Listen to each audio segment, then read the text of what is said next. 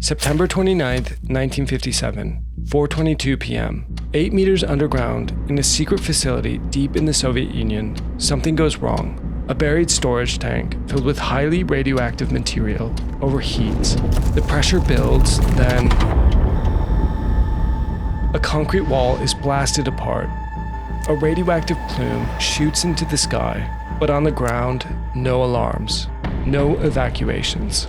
Workers at the Mayak plant continue their shifts. In nearby villages, families sit down for dinner. Children play outside. No one realizes that invisible particles are already settling onto their skin, their clothes, and their food.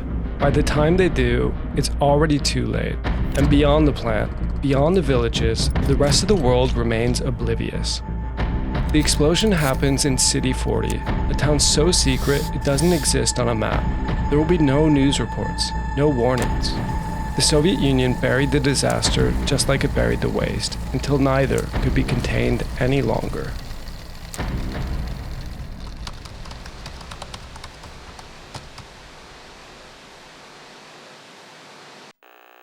City 40 was considered a ZATO city, but what is that exactly? Closed cities were established by the USSR in the late 1940s, with a purpose that few would have suspected at the time. The existence of these cities was entirely concealed. These cities were the USSR's answer to the need for extreme secrecy in its military, industrial, and scientific operations. They housed everything, from nuclear weapon production to chemical research. But the secrecy wasn't just about hiding from foreign powers. It was about keeping the truth hidden from the very citizens who were part of these operations. Within these closed cities, life was confined to a tight and isolated world. Today, Russia still has over 40 ZATO cities.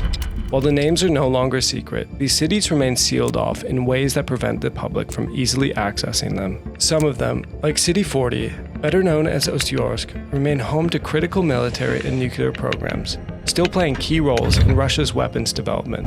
Even in post-Soviet Russia, the strict secrecy governing these cities didn't vanish. They still operate behind layers of bureaucracy that prevent any outsider from entering.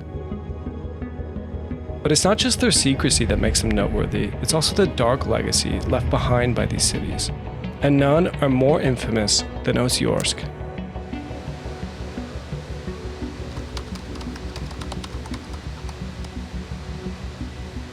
Ozersk was designed in the 1940s to house Mayak, the Soviet Union's first plutonium production facility. Think of Mayak as the Soviet counterpart to the US's Los Alamos, a facility aimed at developing nuclear weapons at full speed. But in the rush to compete in the nuclear arms race, safety was an afterthought. The radioactive waste will remain deadly for hundreds of thousands of years, and it is hoped that it will remain isolated from man forever.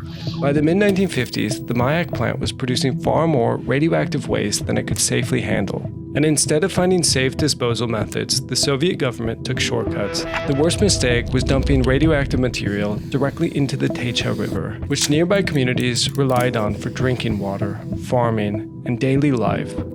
And to make matters worse, the facility also made use of these underground tanks that were poorly designed and ill-maintained. The cooling systems inside these tanks were insufficient, and in 1957, it all came to a head. September 29, 1957 started as a normal Sunday, but ended in disaster. Deep underground, one of the tanks at Mayak overheated due to inadequate cooling. The pressure inside the tank reached a critical level, and the containment failed. A violent explosion followed, with a massive concrete lid blasting into the air. The force was so intense that the windows in nearby villages shattered, and a radioactive cloud was released into the atmosphere. The fallout from this explosion spread over 20,000 square kilometers, an area larger than Slovenia or Connecticut. Yet for days after the explosion, there was no warning. Villagers continued to drink from the contaminated river. They ate food grown in their poisoned fields, and they breathed in radioactive particles without knowing the danger they were in. Some residents started to feel sick, nausea, dizziness, and skin burns, with no explanation from authorities. Meanwhile, the Soviet government scrambled to assess the damage. But the government's primary concern was not to inform the public. Instead, they kept the truth under wraps and began evacuation efforts, without ever giving the residents a proper explanation.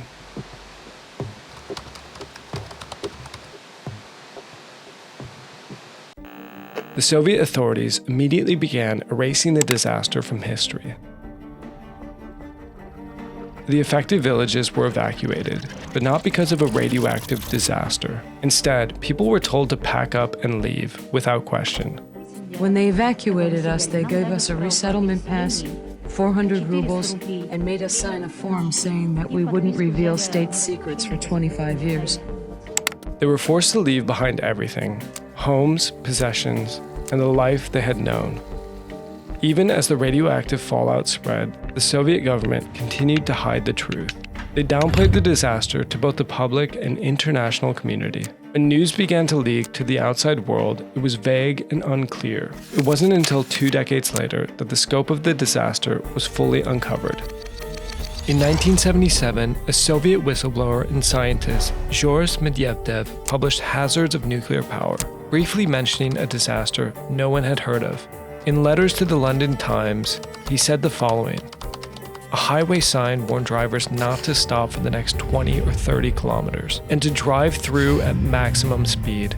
On both sides of the road, as far as one could see, the land was dead. No villages, no towns, only the chimneys of destroyed houses. No cultivated fields or pastures, no herds, no people, nothing." In the aftermath, the devastation became apparent. Over 10,000 people were relocated, and 200 died within months of the disaster. The true toll didn't stop there. Cancer rates surged, birth defects became more common, and the environmental consequences were irreversible. The legacy of City 40 was one of silence and denial. Today, Ozersk still exists. It remains a closed city which continues to produce nuclear material. The security surrounding it is tight as ever. And while the residents of Ozersk live under much different conditions than they did in the Soviet era, there's still a heavy price to pay for secrecy. The lessons learned from the Mayak disaster are still present in the minds of those who remember.